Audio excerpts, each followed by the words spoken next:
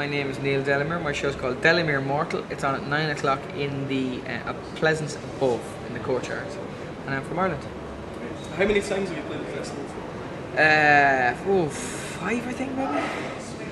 Oh yeah, there's just sheer volume of shows, huge amount of shows here, and so I suppose it's increasing the competition for audiences and stuff. But it was always hard, and hopefully that every year you do makes it a little bit easier for you, even if the expansion of the festival continues, you know. But it can't continue forever. It's a bubble, so eventually it will burst, as various notable comedians have said. Do you change your approach to your material? Yeah, I talk about trams. I have a half an hour on trams and when they're going to be built. Yeah. And that seems to rock here for some reason. Well, you just have to, in that you know that the audience is going to be a really international audience, you know. Like it could be a lot of English people one night, it could be Irish people who know you from home, it could be Edinburgh residents itself. So if you find a show that works in Edinburgh, it'll kind of work anywhere, you know. So you just always have to have that in the back of your head when you're writing it. But if David Doherty, who's a comedian who's very successful here, once said to me that if you kind of talk about something that's even really local, that can kind of appeal to everybody. So you don't talk about your town, but you talk about your street or your home or your house, or you know, and everybody has those common experiences, I suppose. Well, sometimes you find them in the audience. You just ask where people are from, just as a matter of interest. You know, some people use it as banter. It's more market research for me, to be honest with you. Yeah, we'll send out the mailing list to you next week, but you do kind of.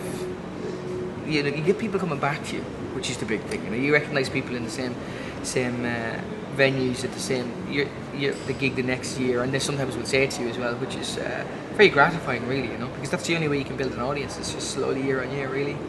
It's the most effective way, anyway. We've just been heckled by a pen lid. Heckled by a pen? Is the first time that's happened? No, surprisingly not. I've been heckled by all sorts. We got the best heckle I ever got last year. A guide dog had a wee in the front row. Really? Of the gig, yeah. And then a woman just got up and walked out with the guide dog. But it wasn't her guide dog, it was her husband's guide dog, who was blind. I said, you know someone's stolen your dog? And he went, what? Bitch. And then apparently she always does it. It was one of the weirder heckles I've ever had. That's quite strange. Oh yeah, it can be a fairly varied reaction, but at the end of the day, you're kind of looking for consistency of shows. So if you have a good show, you hope that, you know, a quiet audience is an anomaly rather than the other way around, you know. What you don't want is to come over here and on your first night have a quiet one, on your second night have a quiet one, on your third night have a quiet one, because then you think on your fourth night you do 10 minutes and you think, okay, not only is the rest of this going to be quiet, but I've got another 21 nights of this being quiet. So you got to have your stuff together before you get here, really.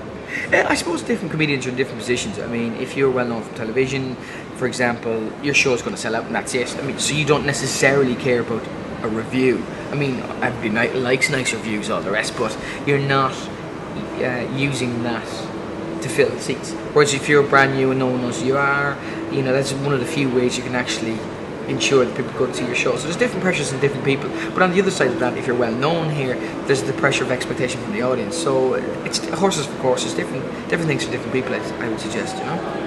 So if you met someone in the street and had a minute to tell them why they should come see your show this year, what would you tell them? The same thing I tell all people. I've 12 children. And if they don't go and see my show, essentially you're condemning maybe 5 or 6 of them to death. So I mean, if you want quite substantial infanticide on your conscience, that's fine. You know, I've no problem with that. But if you'd like to save 6, 7, 8 kids, I mean, if I have food surpluses, I'll probably feed the neighbours' kids as well. We live in a quite impoverished area, so that's one of the main reasons to go and see the show. And second is that it's pretty good. It's pretty fun to do. Audiences seem to like it, and it's got nice reviews, nice things written about it. But mainly it's about little Johnny, little Mary, little Johnny 2, because I'm very unoriginal. George, Timmy, Anne, and Julian. They're all named after the famous 5, essentially. And little M&M, he's the youngest one. Doesn't look like me. We're not sure he's mine, but I've adopted him in a home and away, neighbours-esque fashion. So if you don't want them to survive, go and see the show. Okay, thanks very much. No worries. Cheers.